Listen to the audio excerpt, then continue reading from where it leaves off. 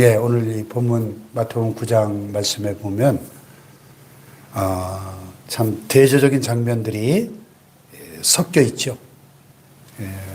한쪽에서는 금식 문제로 논쟁이 벌어지고 있는데 또 다른 한쪽에서는 딸을 잃은 아버지의 절규가 있고 또 한쪽에서는 평생 병마와 싸워왔던 한 여인의 간절함이 교차되고 있습니다. 우리 인생도 참 이와 닮았다는 생각을 하게 되죠. 때로는 우리가 형식에 매여서 본질을 놓치고 살 때가 있고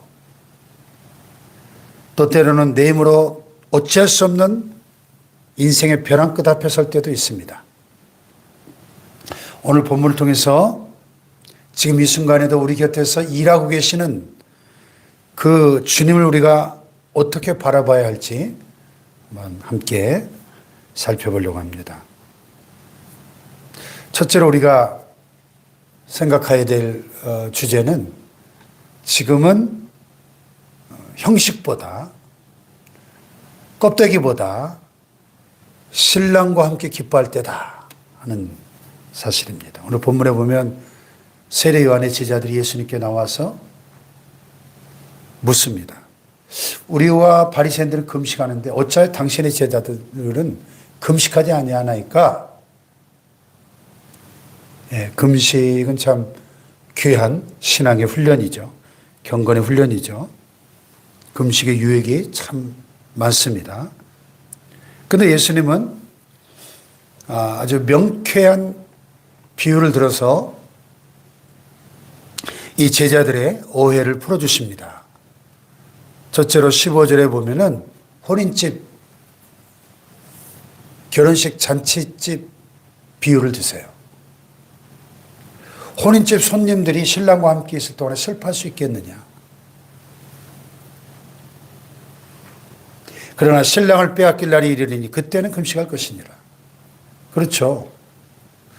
상갓집에 와서 울어야지 잔치집에서 울면 되겠습니까?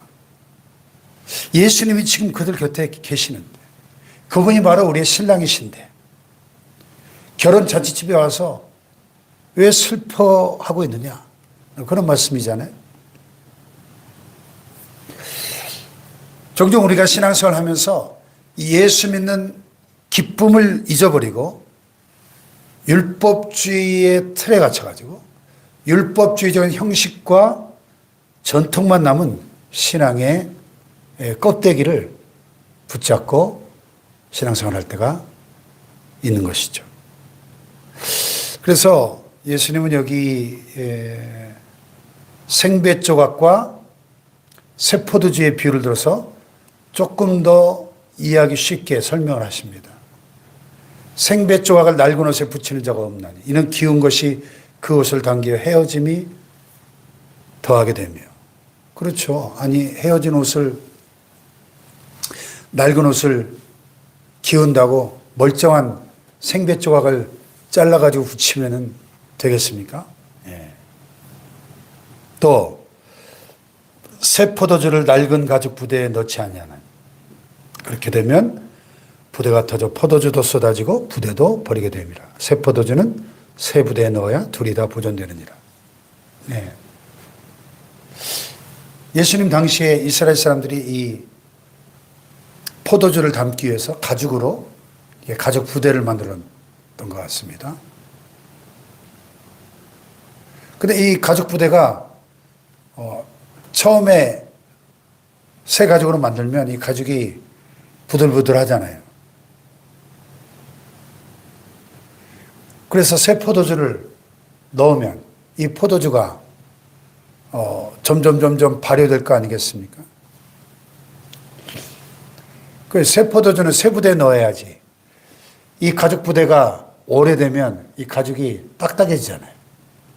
그럼 거기다가 새 포도주를 낡은 가죽 부대에 넣으면 이 새 포도주가 발효되면서 부대가 터져가지고 부대도 버리고 새 포도주도 버린다. 그런 말씀이에요. 마치 이 낡은 가죽 부대처럼 우리의 마음이 딱딱해져서 율법주의라는 틀에 갇혀서 우리 주님이 주시는 이 새 포도주의 은혜를, 이 복음의 새로운 은혜를 담지 못하는 건 아닌가 돌아보라는 것입니다.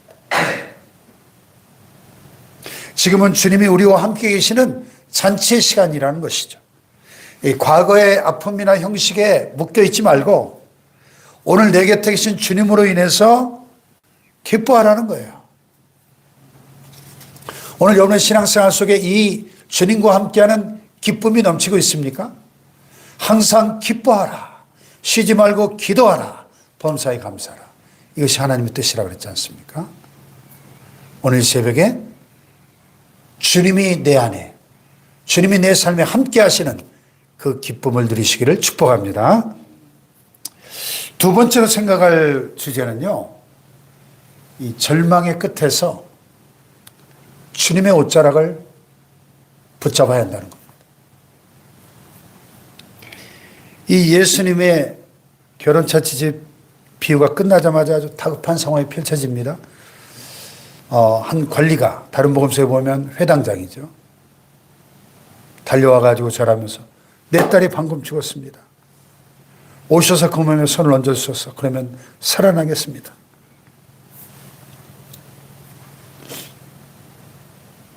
다른 복음서에서는 내 딸이 지금 중병에 걸려 죽어가고 있습니다. 이렇게 표현되는데, 그래서 그 말 듣고 가다가 종이 달려와가지고 이미 죽었습니다. 이렇게 조금 더 구체적으로 자세히 묘사되어 있죠. 글로 가던 길목에서 12년 동안 혈루증을 앓던 여인이 예수님께로 나오는 이야기가 있습니다. 12년 동안 혈루증으로 고생한 이 여인을, 그 여인의 심정을 한번 생각해 보세요. 12년, 긴 세월이죠. 좋다는 약은 다 써보고 용하다는 의사 다 찾아다녀 봤을 겁니다. 이제는 몸도 마음도 지갑도 다 말라버린 그런 상태였을 겁니다.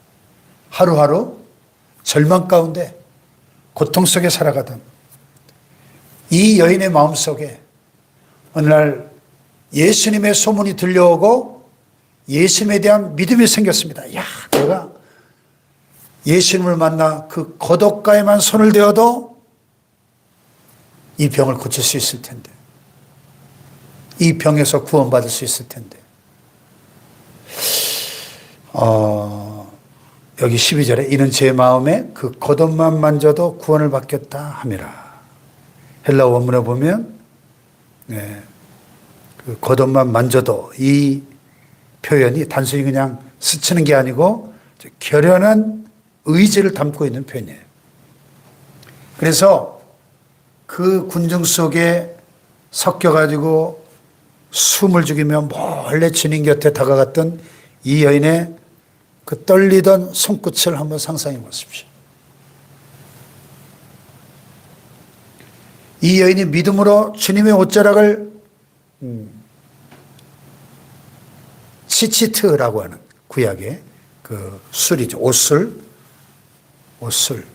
그 주님의 말씀을 상징하는 유대인 남자들이 입고 다니던 그 옷자락 끝에 달려있는 그 옷술을 만진 거죠.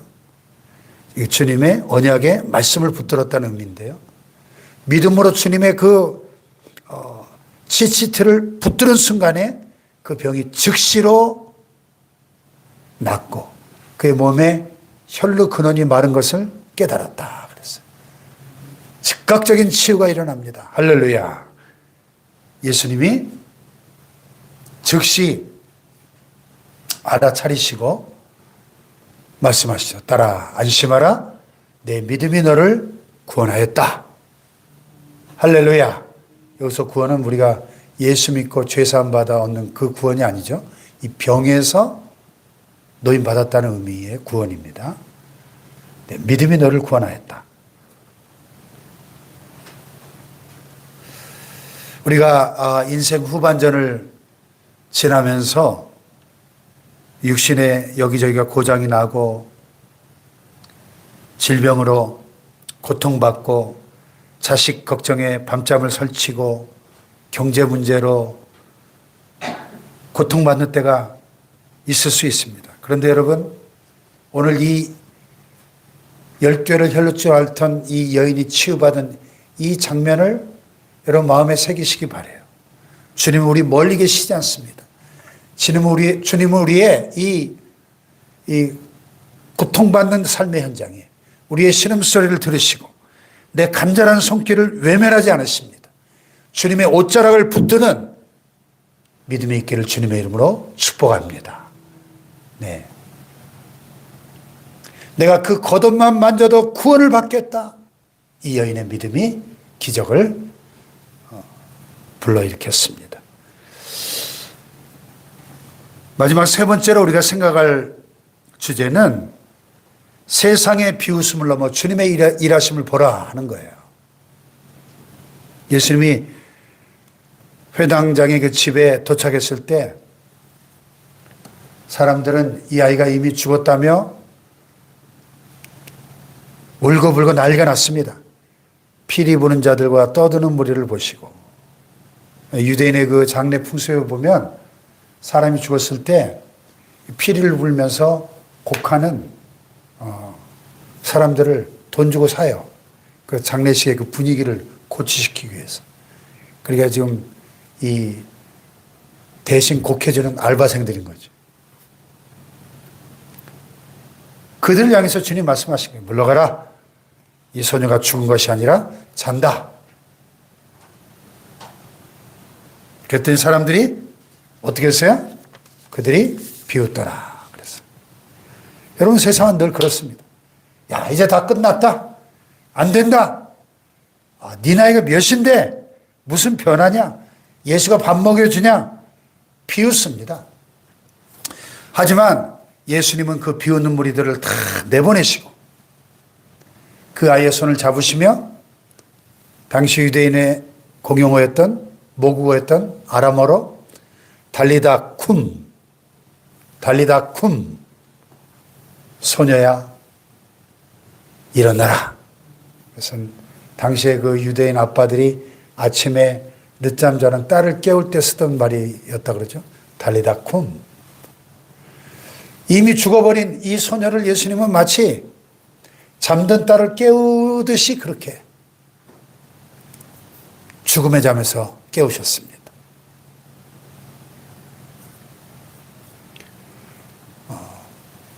사망과 음부의 열쇠를 쥐고 계신 주님이 요한계시록 1장에 사도 요한이 밤모섬에서 이 생사 그 결정권을 열쇠를 쥐고 계신 예수님을 요한이 만나죠. 죽음도 예수님 앞에서는 잠에서 깨우는 것에 지나지 않았다는 사실이죠. 여러분, 그러므로 세상의 비웃음에 귀를 닫으시고 주님이 우리의 삶에 찾아오셔서 우리의 손을 잡으실 때 끝난 것이 시작이 될 줄로 믿습니다.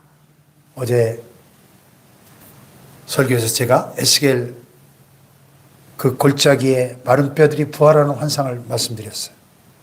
완전한 절망의 상태에서 하나님의 말씀이 선포되어지고 하나님의 생기의 바람이 성령의 바람이 불어올 때 그 바짝 말랐던 마른 뼈들이 살아 일어서 하나님의 지극히 큰 군대가 되는 이 놀라운 환상을 우리가 함께 나눴는데요. 주님이 우리의 삶 속에 임하시면 죽은 자 같았던 내 영혼이 살아나고 무너졌던 가정들이 회복되어지고 오늘도 이 생명의 역사가 우리 삶의 현장 속에서 그 살려내시는 주님의 역사가 나타나게 될 줄로 믿습니다. 네. 여러분, 새로운 2월 한 달이 시작됐는데 이 한 달 동안도 우리가 오늘 이 말씀 붙잡고 주님, 제가 이 낡은 가죽 부대를 버리고 주님의 새 은혜를 담는 새 부대가 되겠습니다.